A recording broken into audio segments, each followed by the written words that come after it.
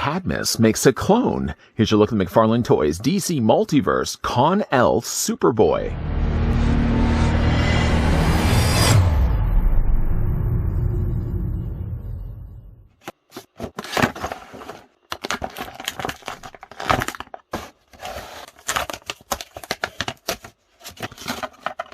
Cloned from Kryptonian and human DNA and gifted with powerful tactile telekinesis, Superboy possesses abilities similar to that of the Man of Steel. Faster than a speeding bullet, more powerful than a locomotive, able to leave tall buildings in a single bound.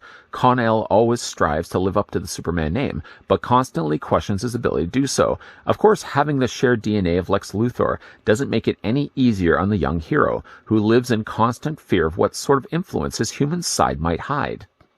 Pulling the plug on a Superman project a bit too early before we get a closer look at the Kon-El Superboy, let's grab the tape measure and see how tall the figure stands.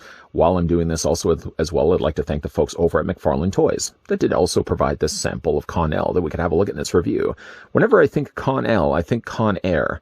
And what's rather ironic about saying that is that Nicolas Cage, that was also in Con Air, was also planned to be starring in the Superman Lives movie directed by Tim Burton. I was wondered what that would have happened, or what that would have been like had that movie actually happened.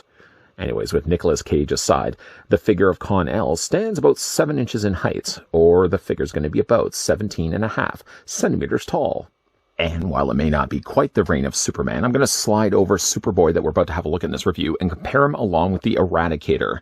Now again, this isn't the Eradicator necessarily from the reign of Superman, and there were a little bit of creative differences when they did decide to design Kon-El Superboy. But at least this is the closest thing that we have right now for Reign of Superman. We are getting ourselves also a Steel. We have yet to get ourselves a Cyborg Superman, but I hope at some point we do get ourselves more of a classic-looking Eradicator.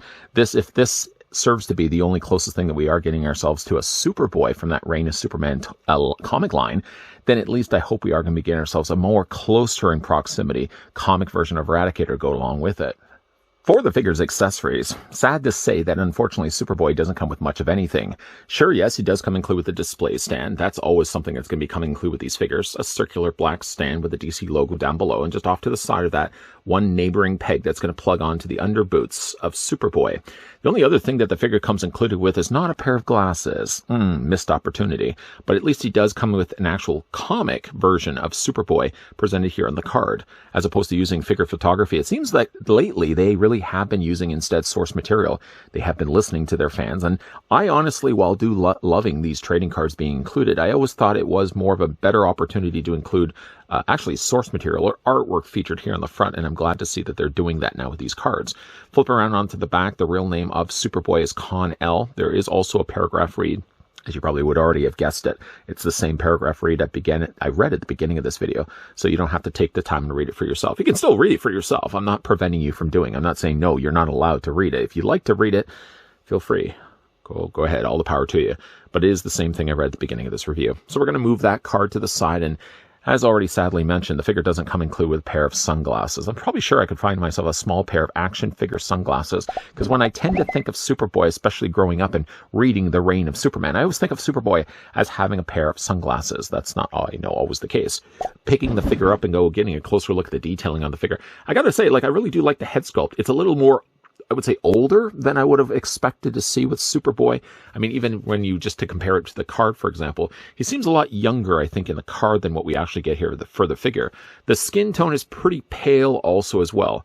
Like in the comic, though, he does have the shaved head on the sides, at least for his hair.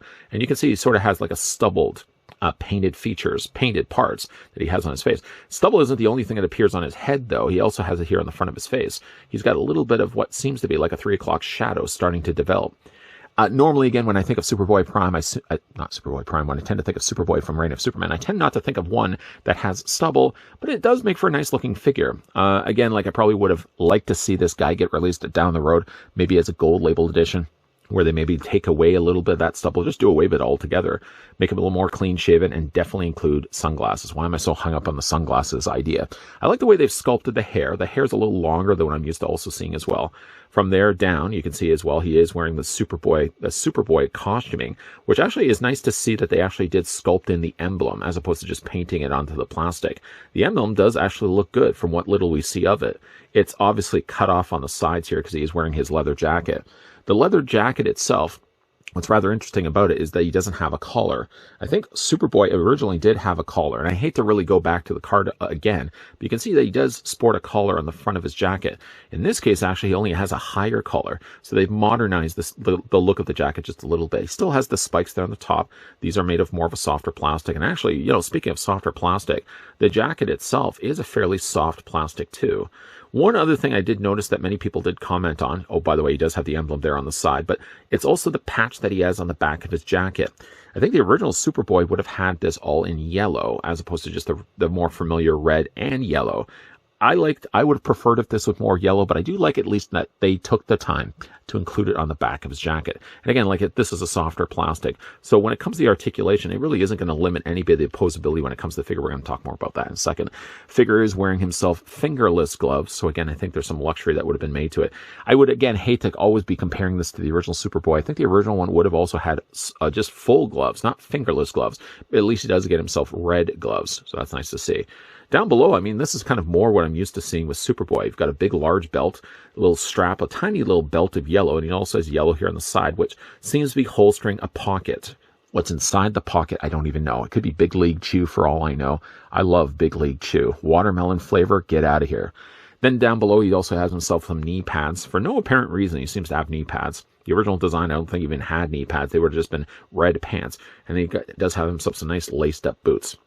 The boots actually do look good, and the way they've actually designed the boots, there's some fairly decent articulation that they managed still to put into the boots.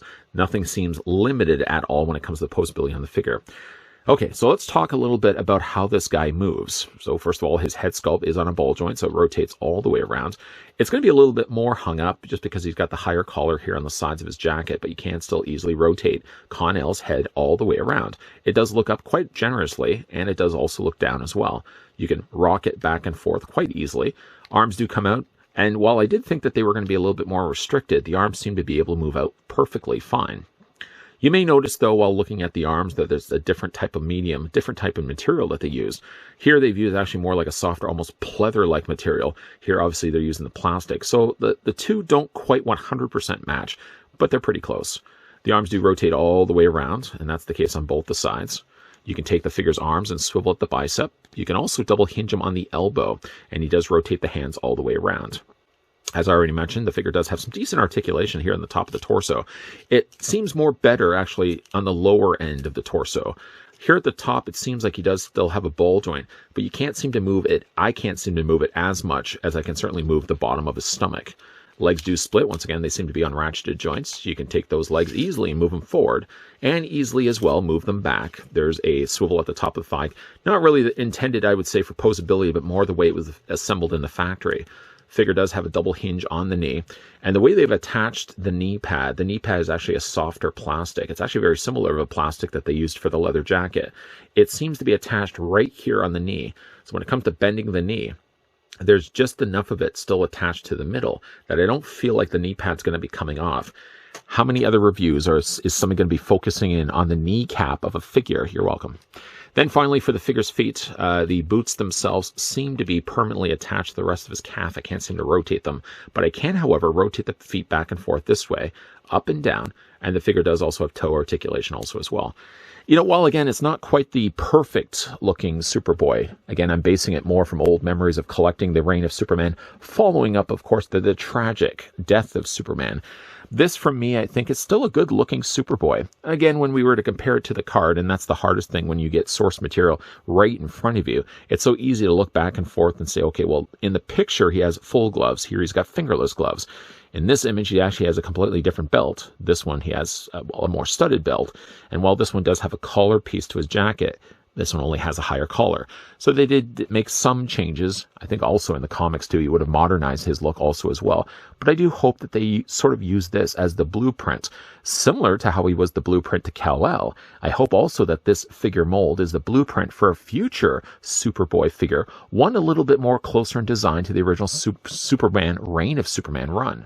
And here with the release of the Kon-El Superboy, perhaps it's not as close in proximity to the Superboy that I'm used to seeing. When I was growing up and reading comics way back in the day, I'm not going to bore you guys with all a really long, dragged-out old man story, but reading the comics in the 90s, growing up and loving Superman number 75, and then, of course, all the subsequent reign of Superman after that, 4 people did step up, all claiming to be the real Man of Steel. And of course, none of them ended up being the Man of Steel. But we did get ourselves Superboy here. And for all intents and purposes, I think Superboy was the one I always thought landed the role of Superman. He was going to be the eventual Superman. Turns out, again, none of them were. Back then, though, the design of Superboy was a little bit different than what we get actually here in the figure. There are a few changes that they have made for this figure release. The biggest one being the fact that this one's missing the glasses. It doesn't have the big yellow patch on the back of the jacket. And the jacket is a little bit different than the original Superboy. But I hate to be, again, that person that's sort of dwelling in the past. You gotta move on from that.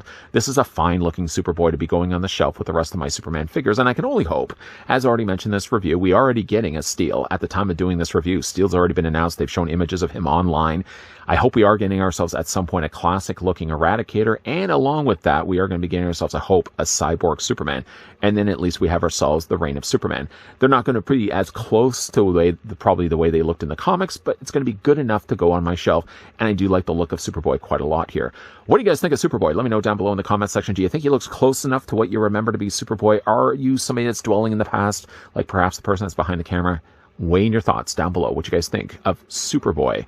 Also, as well, I'd like to thank the folks over at McFarlane Toys that did provide this sample of the Kon-El Superboy that has nothing to do with Con Air nor Nicolas Cage. I believe there was actually a documentary online that was documenting all the events that led up to the cancellation of Superman Lives. If you ever get the chance, check that out. It's even just interesting to watch, just to see Nicolas Cage wearing a suit that looked like it had a fake skin collar. Seriously, you got to check out the images, early images of him wearing the suit. He's literally wearing a lower riding collar, and it was all sort of like filling out the rest of his neck like a skin tone. It looked really awful. Anyways, though, if you ever get the chance, you should definitely check that out. By the way, as well, thank you, by the way, of checking things out, checking out this video. If you certainly did enjoy the video you just finished wrapping up watching, then make sure you hit it with a like. If you guys are loving the content you guys are seeing, certainly on board to see more, then make sure you hit the subscribe button down below, and that you're also turning on the bell notification. Just an also FYI to throw it out there in case anybody was interested, we are going to be looking at some more DC Multiverse stuff. So that's the kind of thing you guys like to come back to this channel for. Come back to this channel because there's definitely going to be a lot more coming your way. As always, guys, thanks for watching. See you guys next time.